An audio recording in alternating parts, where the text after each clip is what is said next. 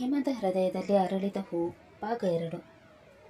ಮೀರಾ ರುದ್ರನ ಕಡೆ ನೋಡಿದಳು. ಅವನು ಭಾವನೆಗಳಿಲ್ಲದ ಆತ್ಮದಂತೆ ನಿಂತಿದ್ದನು. ಕಣ್ಣುಗಳಲ್ಲಿ ಕರುಣೆ ಇಲ್ಲ, ಕೇವಲ ತಣ್ಣನೆಯ ನಿರ್ಧಾರ. ಒಂದು ಕಡೆ ಅವಳ ಮಗ, ಇನ್ನೊಂದು ಕಡೆ ಅವಳ ಬದುಕು. ವಿಹಾನ್ ಅಳುತ್ತಿದ್ದನು. ಅಮ್ಮ ಎಂದು ಕಣ್ಣೀರಲ್ಲಿ ಕೈ ಚಾಚಿದನು. ಆ ಒಂದು ಕ್ಷಣ ಮೀರಳ ಹೃದಯವನ್ನು ಒಡೆದು ಹಾಕಿತು. ಅವಳು ನಿಧಾನವಾಗಿ ರುದ್ರನ ಕಡೆ ಹೆಜ್ಜೆ ಹಾಕಿದಳು. ಕಣ್ಣೀರು ನಿಲ್ಲುತ್ತಿರಲಿಲ್ಲ. ಸರ್, ನನ್ನ ಮಗನನ್ನು ಬಿಟ್ಬಿಡಿ ಎಂದು ಕೈ ಮುಗಿದು ಬೇಡಿಕೊಂಡಳು. ನಿಮ್ಮೆಲ್ಲ ಷರತ್ತುಗಳಿಗೆ ನಾನು ಬದ್ಧನಾಗಿದ್ದೀನಿ. ಒಂದು ಕ್ಷಣ ಕಣ್ಣು ಮುಚ್ಚಿ ತನ್ನ ಮನಸ್ಸನ್ನು ಬಲವಂತವಾಗಿ ಕಟ್ಟಿ ಅವನ ಕಣ್ಣಿಗೆ ನೇರವಾಗಿ ನೋಡಿ, ನಾನು ನಿಮ್ಮನ್ನು ಮದುವೆಯಾಗಲು ಒಪ್ಪಿದ್ದೇನೆ ಎಂದು ಹೇಳಿದಳು. ಅವನು ತಣ್ಣಗೆ ನಕ್ಕನು. ಆ ನಗುವಿನಲ್ಲಿ ಕರುಣೆ ಇರಲಿಲ್ಲ, ಗೆದ್ದವನ ಅಹಂಕಾರ ಮಾತ್ರ ಇತ್ತು. ಅವನು ಕೂಡಲೇ ತನ್ನ ಸೆಕ್ರೆಟರಿ ತಿಲಕ್ ಕಡೆ ನೋಡಿ ಕಣ್ಣಲ್ಲೇ ಸೂಚನೆ ಕೊಟ್ಟನು. ಅವನ ಅಪ್ಪಣೆಯಂತೆ ಎಲ್ಲವೂ ಮೊದಲೇ ಸಿದ್ಧವಾಗಿತ್ತು. ತಿಲಕ್ ಪುರೋಹಿತರು ಮತ್ತು ಫೋಟೋಗ್ರಾಫರ್ನನ್ನು ಕರೆದುಕೊಂಡು ಬಂದನು. ಅದೇ ಸುನ್ಸಾನ್ ಗೋಡೌನ್ನಲ್ಲಿ ಅವನ ಬಾಡಿಗಾರ್ಡ್ಗಳ ಸಮ್ಮುಖದಲ್ಲಿ ಫೋಟೋಗ್ರಾಫರ್ ಮತ್ತು ಪುರೋಹಿತರ ಮುಂದೆ ಅವರಿಬ್ಬರ ಮದುವೆಯಾಯಿತು.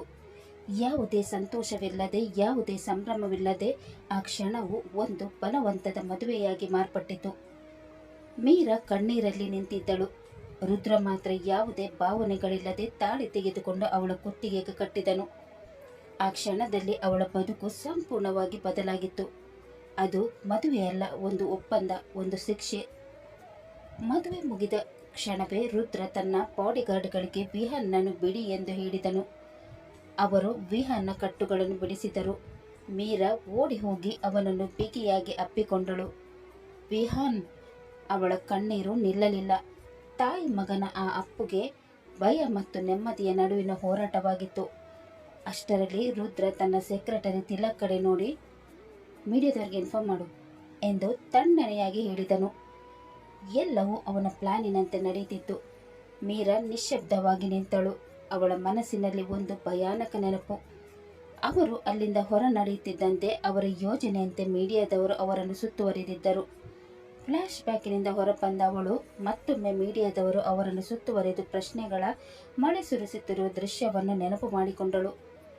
ನಡೆದದನ್ನೆಲ್ಲ ನೆನಪು ಮಾಡಿಕೊಂಡಾಗ ಅವಳ ಹೃದಯ ಭಯದಿಂದ ಕಂಪಿಸತೊಡಗಿತು. ತನ್ನ ಗಂಡನನ್ನು ನೆನಪು ಮಾಡಿಕೊಂಡು, ನನಗೆ ಯಾಕೆ ಈ ಶಿಕ್ಷೆ? ನಾನು ಏನು ತಪ್ಪು ಮಾಡಿದ್ದೀನಿ ಅಂತ ನನಗೆ ಶಿಕ್ಷೆ ಕೊಡ್ತಾ ಇದೆಯಾ ದೇವರೇ?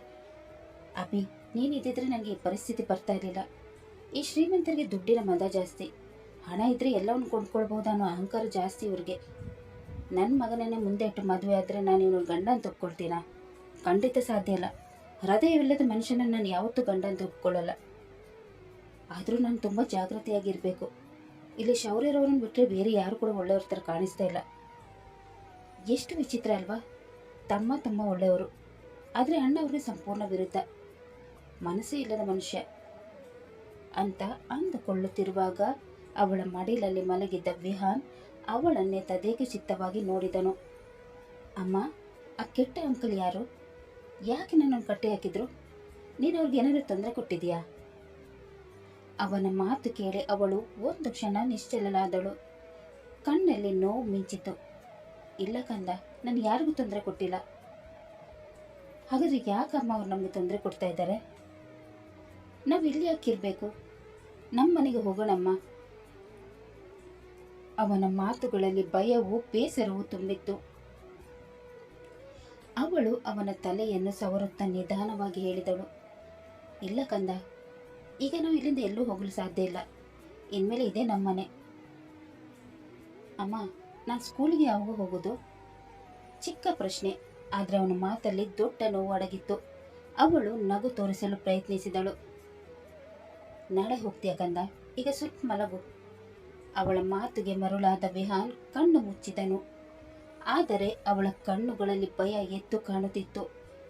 ಅವಳ ಮನಸ್ಸಿನಲ್ಲಿ ಪ್ರಶ್ನೆಗಳ ಸುಳಿಗಾಳಿ ಮುಂದುವರಿಯುತ್ತಲೇ ಇತ್ತು. Salian group of companies office. ಎಲ್ಲ ಎಂಪ್ಲಾಯಿಗಳು ಗುಸುಗುಸಿ ಪಿಸು ಮಾತುಗಳಲ್ಲಿ ತೊಡಗಿದ್ದರು. ಅಯ್ಯೋ, ಬಾಸ್ ಯಾಕೆ ಮೀರಾಳನ್ನು ಮದುವೆ ಆದ್ರು? ಅದು ಕೂಡ 2ನೇ ಮದುವೆ. ಯಾರಿಗೊತ್ತು, ಮೀರಾಳೆ ಪಟಾಯಿಸಿರ್ಬೇಕು. ಇಲ್ಲ ಅಂದಿದ್ರೆ ಹೆಂಡತಿ ಇದ್ದವ್ರು ಮತ್ತೆ ಯಾಕೆ ಮದುವೆ ಆಗ್ತಾ ಇದ್ರು? ವಿಧವೆ ಅಲ್ವಾ, ಮುಂದಕ್ಕೆ ಯಾರು ಮದುವೆ ಆಗ್ತಾರೆ, ಅದಕ್ಕೆ ಬಾಸ್ನೇ ಸೆಡ್ಯೂಸ್ ಮಾಡಿರಬೇಕು. ಒಂದು ಮಾತು ಎರಡು ಮಾತು ಗಾಸಿಪ್ ಗಾಳಿ ಆಫೀಸ್ ತುಂಬ ಹರಡಿತು. ಅಷ್ಟರಲ್ಲಿ ಸ್ಟಾಪ್ ಇಟ್ ಎಂದು ಗರ್ಜಿಸಿದ ಧ್ವನಿ ಆಫೀಸನ್ನೇ ನಿಶ್ಶಬ್ದಗೊಳಿಸಿತು. ಎಲ್ಲರೂ ಬೆಚ್ಚಿ ಬಿದ್ದರು. ಅವರ ಬಾಸ್ ರುದ್ರ ಸಾಲಿಯನ್ ಅವರ ಕಣ್ಣ ಮುಂದೆ ನಿಂತಿದ್ದರು. ಅವನ ಕಣ್ಣುಗಳಲ್ಲಿ ಬೆಂಕಿ, ಮುಖದಲ್ಲಿ ಕೋಪದ ಕಿಡಿ ಹೊತ್ತಿ ಉರಿಯುತ್ತಿತ್ತು. ಇನ್ಮೇಲೆ ಆಫೀಸಲ್ಲಿ ಯಾರಾದರೂ ನನ್ನ ಮದುವೆ ಬಗ್ಗೆ ಗಾಸಿಪ್ ಮಾಡಿದ್ರೆ ಅದೇ ಕ್ಷಣದಲ್ಲಿ ಇಲ್ಲಿಂದ ಹೊರಗೆ ಹಾಕ್ಬಿಡ್ತೀನಿ ಎಂದು ಹೇಳಿ ಒಂದು ಕ್ಷಣ ನಿಂತು ಎಲ್ಲರನ್ನೂ ಗಟ್ಟಿ ಕಣ್ಣಲ್ಲಿ ನೋಡಿದನು. ಆಫೀಸಿನಲ್ಲಿ ಮತ್ತೆ ಪಿನ್ ಡ್ರಾಪ್ ಸೈಲೆನ್ಸ್. ಅಷ್ಟು ಹೇಳಿ ರುದ್ರ ಕೋಪದಿಂದ ತನ್ನ ಕ್ಯಾಬಿನ್ಗೆ ನಡೆದುಕೊಂಡು ಹೋದನು.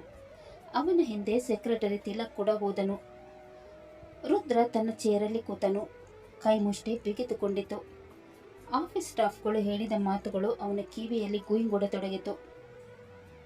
ಮೀರಾ ಹೆಸರು ಕೇಳಿದ ಪ್ರತಿ ಕ್ಷಣ ಅವನ ಮನಸ್ಸಿನಲ್ಲಿ ಕೋಪದ ಅಲೆಗಳು ಜೋರಾಗಿ ಏಳತೊಡಗಿದವು. ತಿಲಕ್ ನಿಧಾನವಾಗಿ ಬಾಗಿಲು ಮುಚ್ಚಿ ರುದ್ರನ ಮುಂದೆ ನಿಂತನು. ಸರ್, ಒಂದು ಪ್ರಶ್ನೆ ಕೇಳಲ? ರುದ್ರ ಕಣ್ಣೆತ್ತು ನೋಡಿದನು.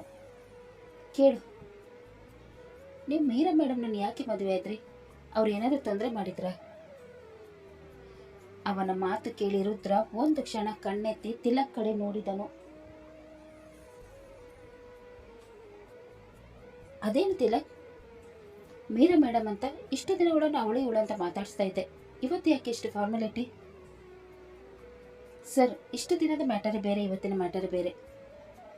ಅವರಿಗೆ ನಿಮ್ಮ ವೈಫನ್ನು ಏಕೋಚನದಲ್ಲಿ ಮಾತಾಡ್ಸೋಕ್ಕಾಗತ್ತಾ? ಅವಳಿಗೆ ಅಷ್ಟೊಂದು ಬಿಲ್ಡಪ್ ಕೊಟ್ಟು ಇವ್ರು ಅಂತ ಮಾತಾಡಿಸೋ ಅವಶ್ಯಕತೆ ಏನಿಲ್ಲ. ಅವಳ ಹೆಸರಿಗೆ ಮಾತ್ರ ನನ್ನ ಹೆಂಡತಿ, ಬೇರೆ ಯಾವ ಮರ್ಯಾದೆ ಅವಳಿಗೆ ಸಿಗಲ್ಲ. ಅದಕ್ಕೆ ಅವಳು ಲಾಯಕ ಕೂಡ ಇಲ್ಲ. ನೀನು ಅವಳ ಜೊತೆ ಮುಂಚೆ ಹೇಗೆ ಮಾತಾಡಿಸ್ತಾ ಇದ್ದೀಯ, ಈಗಲೂ ಕೂಡ ಹಾಗೆ ಮಾತಾಡು. ಅವಳಿಗೆ ರೆಸ್ಪೆಕ್ಟ್ ಕೊಟ್ಟು ಮಾತಾಡಿಸೋ ಅವಶ್ಯಕತೆ ಏನಿಲ್ಲ ಅಂತ ಹೇಳಿ ಸುಮ್ಮನಾದನು. ತಿಲಕ್ ಮತ್ತೆ ಮಾತು ಮುಂದುವರಿಸುತ್ತಾ, ಸರ್, ನೀವು ಅವಳನ್ನು ಯಾಕೆ ಮದುವೆ ಆದ್ರಿ ಅಂತ ಹೇಳಲೇ ಇಲ್ಲ. ರುದ್ರ ಸ್ವಲ್ಪ ಹೊತ್ತು ಮೌನವಾಗಿದ್ದ. ನಂತರ ಕುರ್ಚಿಯಿಂದ ಎದ್ದು ಕಿಟಕಿ ಕಡೆ ನಡೆದು ಹೋದನು. ಅವಳಿಂದ ನನಗೆ ಯಾವ ತೊಂದರೆ ಕೂಡ ಆಗಿಲ್ಲ. ಅವನ ಧ್ವನಿ ಗಂಭೀರವಾಗಿತ್ತು. ಆದರೆ ಅವಳ ನಿಜವಾದ ಉದ್ದೇಶ ನನಗೆ ಗೊತ್ತು. ತಿಲಕ್ ಕುತೂಹಲದಿಂದ, ಅಂದರೆ ಸರ್? ರುದ್ರ ಮತ್ತೆ ಗಂಭೀರವಾಗಿ, ಅವಳು ಹಣದ ಮೇಲೆ ಕಣ್ಣಿಟ್ಟವಳು. ನನ್ನ ತಮ್ಮನನ್ನು ಟಾರ್ಗೆಟ್ ಮಾಡಿದಾಳೆ. ನನ್ನ ತಮ್ಮ ತುಂಬ ಮುಗ್ಧ, ಒಳ್ಳೆ ಹೃದಯದವನು. ಅವನ ಜೀವನ ಜೊತೆ ಆಟ ಆಡೋಕ್ಕೆ ನಾನು ಯಾರಿಗೂ ಅವಕಾಶ ಮಾಡಿಕೊಡಲ್ಲ. ಅವನ ರಕ್ಷಣೆಗೆ ನಾನು ಯಾವ ಮಟ್ಟಕ್ಕೆ ಕೂಡ ಹೋಗ್ತೀನಿ. ಸರ್, ಮೀರಳನ್ನು ನೋಡಿದ್ರೆ ಹಾಗೆ ಅನಿಸಲ್ಲ ಅಲ್ವಾ? ನಾನು ಅವಳ ಜೊತೆ ತುಂಬ ಸಲ ಮಾತಾಡಿದ್ದೀನಿ. ನನಗೆ ಯಾಕೋ ಅವಳು ಆ ಥರದಲ್ಲ ಅಲ್ಲ ಅನಿಸುತ್ತೆ ಸರ್. ಏನಾದರೂ ಮಿಸ್ಅಂಡರ್ಸ್ಟ್ಯಾಂಡಿಂಗ್ ಆಗಿರ್ಬೋದು. ಅವಳ ಬಣ್ಣದ ಮಾತು, ಅವಳು ಸುಂದರ ಮುಖಕ್ಕೆ ನೀನು ಮರಳಾಗಿದೆಯಾ, ಅದಕ್ಕೆ ಈ ರೀತಿ ಮಾತಾಡ್ತಾ ಇದೆಯಾ? ಅವಳಿಗೆ ಏನು ಅಂತ ನಾನು ದೂರದಿಂದಲೇ ಸ್ಟಡಿ ಮಾಡಿದ್ದೇನೆ. ನನ್ನ ತಮ್ಮನ ಲೈಫ್ ಹಾಳು ಮಾಡೋಕ್ಕೆ ನೋಡಿದ್ಲು, ಆದರೆ ಈಗ ಅವಳ ಜೀವನ ನರಕ ಆಗೋದ್ರಲ್ಲಿದೆ. ಏನು ಮಾಡ್ಬೇಕಂತ ಅಂದ್ಕೊಂಡಿದ್ದೀರಿ ಸರ್? ಅವಳ ಪಾಡಿಗೆ ಸುಮ್ಮನೆ ಇದ್ದರೆ ನಾನು ಏನೂ ಮಾಡಲ್ಲ. ಆದರೆ ಮತ್ತೆ ನನ್ನ ತಮ್ಮನ ತಂಟೆಗೆ ಬಂದರೆ ಅವಳ ಜೀವನ ನರಕ ಮಾಡ್ತೀನಿ. ನಾನು ಯಾಕಾದರೂ ತಪ್ಪು ಮಾಡಿದ್ನೋ ಅಂತ ಪ್ರತಿದಿನ ಪ್ರತಿಕ್ಷಣ ಕೊರಗಬೇಕು, ಆ ರೀತಿ ಶಿಕ್ಷೆ ಕೊಡ್ತೀನಿ. ಸರ್, ಯಾವುದಕ್ಕೂ ಎಲ್ಲ ವಿಷಯ ತಿಳ್ಕೊಂಡು ಆಮೇಲೆ ಮುಂದುವರೆದು ಒಳ್ಳೇದು ಅನಿಸುತ್ತೆ. ನೀನು ಅವಳ ಬಗ್ಗೆ ತಲೆ ಕೆಡಿಸ್ಕೋಬೇಡ. ಅವಳ ಬಗ್ಗೆ ತಲೆ ಕೆಡಿಸ್ಕೊ ಅವಳ ಗಂಡ ನಾನಿದ್ದೀನಿ. ಈಗ ನೀನು ಕೆಲಸ ಮಾಡು ಎಂದು ರುದ್ರ ಹೇಳಿದನು. ತಿಲಕ್ ಮನದಲ್ಲಿ ಗೊಣಗತೊಡಗಿದನು. ಬಾಸ್ ಈಗಷ್ಟೇ ಹೇಳಿದರು ಅವಳ ಹೆಸರಿಗೆ ಮಾತ್ರ ಹೆಂಡ್ತಿ ಅಂತ. ಈಗ ನೋಡಿದ್ರೆ ಅವಳ ಬಗ್ಗೆ ತಲೆ ಕೆಡಿಸ್ಕೊಳ್ಳೋಕ್ಕೆ ಅವಳ ಗಂಡ ನಾನಿದ್ದೀನಿ ಅಂತ ಹೇಳ್ತಾ ಇದ್ದಾರೆ. ಅದೇನು ಮಾತಾಡ್ತಾರೋ ಒಂದು ಗೊತ್ತಾಗ್ತಾ ಇಲ್ಲ ಅಂತ ಗೊಣಗತೊಡಗಿದನು. ಅವನು ಗೊಣಗುವುದನ್ನು ನೋಡಿದ ರುದ್ರ, ಏನು ಗೊಣಗ್ತಾ ಇದೆಯಾ? ಏನಿಲ್ಲ ಸರಿ, ಯಾವ ಕೆಲಸ ಮೊದಲು ಮಾಡಲಿ ಅಂತ ನೋಡ್ತಾ ಇದ್ದೀನಿ ಅಂತ ಹೇಳಿ ತನ್ನ ಕೆಲಸದಲ್ಲಿ ತೊಡಗಿದನು. ಮೀರಾಳ ಮಡಿಲಲ್ಲಿ ಮಲಗಿದ್ದ ವಿಹಾನ್ ಸ್ವಲ್ಪ ಹೊತ್ತಿನ ಬಳಿಕ ಎಚ್ಚರಗೊಂಡು, ಅಮ್ಮ, ಹೊಟ್ಟೆ ಹಸಿವಾಗಿದೆ ಎಂದು ಹೇಳಿದನು. ಅವಳು ಅವನನ್ನು ಸಮಾಧಾನ ಮಾಡಿ, ಹೊಟ್ಟೆ ಹಸಿತಾ ಇದೆಯಾ, ಇರು, ತಿನ್ನಕ್ಕೆ ಏನಾದರೂ ಸಿಕ್ಕರೆ ನಾನು ತಗೊಂಬರ್ತೀನಿ, ಅಲ್ಲಿ ತನಕ ಇಲ್ಲೇ ಇರು, ಎಲ್ಲಿಗೂ ಹೋಗಬೇಡ ಅಂತ ಹೇಳಿ ರೂಮಿನಿಂದ ಹೊರಗೆ ಬಂದಳು.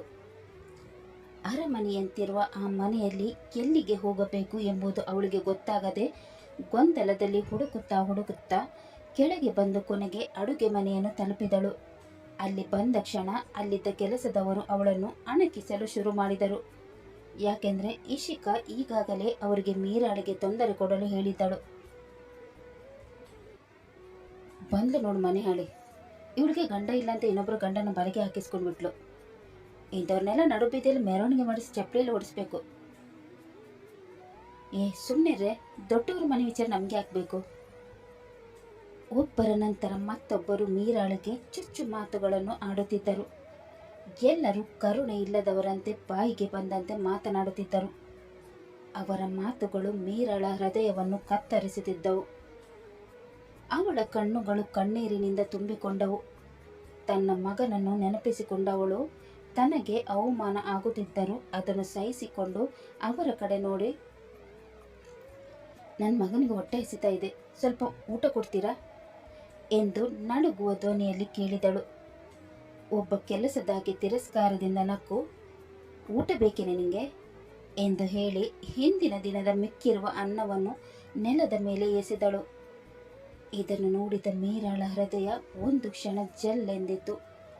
ಇನ್ನೊಬ್ಬಾಕೆ ತಿರಸ್ಕಾರದಿಂದ, ಇಲ್ಲಿ ನಿನ್ನಂಥವ್ರಿಗೆ ನಾವು ಹೊಸದಾಗಿ ಅಡುಗೆ ಮಾಡಲ್ಲ, ಬೇಕಿದ್ರೆ ಇದನ್ನು ತೆಗೆದುಕೊಂಡು ಹೋಗು. ಕೆಳಗೆ ಬಿದ್ದಿದ್ದ ಅನ್ನವನ್ನು ನೋಡಿ ಮೀರಾಳ ಕಣ್ಣೀರಿನ ಕಟ್ಟೆ ಒಡೆದು ಹೋಯಿತು. ಈ ಮನೆಯಲ್ಲಿ ಹೊರಗೆ ಹೋಗುವ ಹಾಗಿಲ್ಲ. ರುದ್ರನ ಮಾತು ಮೀರಿ ಹೊರಗೆ ಏನಾದರೂ ಹೋದರೆ ಅವನು ವಿಹಾನ್ಗೆ ತೊಂದರೆ ಕೊಡುತ್ತಾನೆ ಅಂತ ಅವಳಿಗೆ ತಿಳಿದಿತ್ತು. ಈಗ ಅವಳಿಗೆ ಏನು ಮಾಡಬೇಕೆಂದೇ ಗೊತ್ತಾಗಲಿಲ್ಲ. ಒಂದು ಕಡೆ ರುದ್ರನ ರೌದ್ರಾವತಾರ, ಇನ್ನೊಂದು ಕಡೆ ಮಗನ ಹಸಿವು. ಏನು ಮಾಡಬೇಕೆಂದು ಗೊತ್ತಾಗದೆ ಒತ್ತಾಡತೊಡಗಿದಳು. ಕೊನೆಗೆ ಒಂದು ನಿರ್ಧಾರಕ್ಕೆ ಬಂದು, ಈಗ ನಾನು ನನ್ನ ಮಗನ ಹಸಿವು ನೆಗಿಸಬೇಕು, ಅದಕ್ಕೋಸ್ಕರ ಕೆಳಗೆ ಬಿದ್ದಿರೋ ಅನ್ನವನ್ನು ತೆಗೆದುಕೊಳ್ಬೇಕು. ನನ್ನ ಹತ್ರ ಬೇರೆ ಯಾವ ಆಪ್ಷನ್ ಕೂಡ ಇಲ್ಲ ಅಂತ ಅಂದುಕೊಂಡು ಕೆಳಗೆ ಬಿದ್ದಿರುವ ಅನ್ನವನ್ನು ತೆಗೆಯಲು ಮುಂದಾದಳು. ಅಷ್ಟರಲ್ಲಿ ಕತೆ ಮುಂದುವರಿಯಿತು. ಕೆಳಗೆ ಬಿದ್ದಿರುವ ಅನ್ನವನ್ನು ಹೆಕ್ಕಿಕೊಳ್ಳಲು ಮೀರಾ ಕೈ ಮುಂದಿಟ್ಟ ಕ್ಷಣದಲ್ಲಿ ಅವಳ ಜೀವನವೇ ಮತ್ತೊಂದು ದೊಡ್ಡ ತಿರುವು ತಗೊಂಡಿದೆ. ಮೀರಾಳ ಮುಂದಿನ ಜೀವನ ಹೇಗಿರುತ್ತೆ? ಅವಳಿಗೆ ಎದುರಾಗುವುದು ಇನ್ನಷ್ಟು ನೋವ ಅಥವಾ ಹೊಸ ಆಶೆಯ ಬೆಳಕ? ಈ ಎಲ್ಲ ಪ್ರಶ್ನೆಗಳ ಉತ್ತರಕ್ಕಾಗಿ ಮುಂದಿನ ಸಂಚಿಕೆಯಾಗಿ ಕಾಯೋಣ. ಅಲ್ಲಿ ತನಕ ಈ ಕತೆ ನಿಮಗೆ ಇಷ್ಟವಾದರೆ ಲೈಕ್ ಮಾಡಿ, ಶೇರ್ ಮಾಡಿ ಮತ್ತು ಸಬ್ಸ್ಕ್ರೈಬ್ ಮಾಡೋದನ್ನು ಮಾತ್ರ ಮರಿಬೇಡಿ.